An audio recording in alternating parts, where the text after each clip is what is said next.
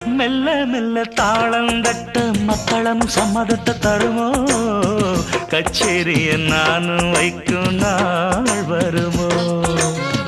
அஞ்சு வீரர் கோலம் போட அச்சம் என்ன மிச்சமின்றி விடுமோ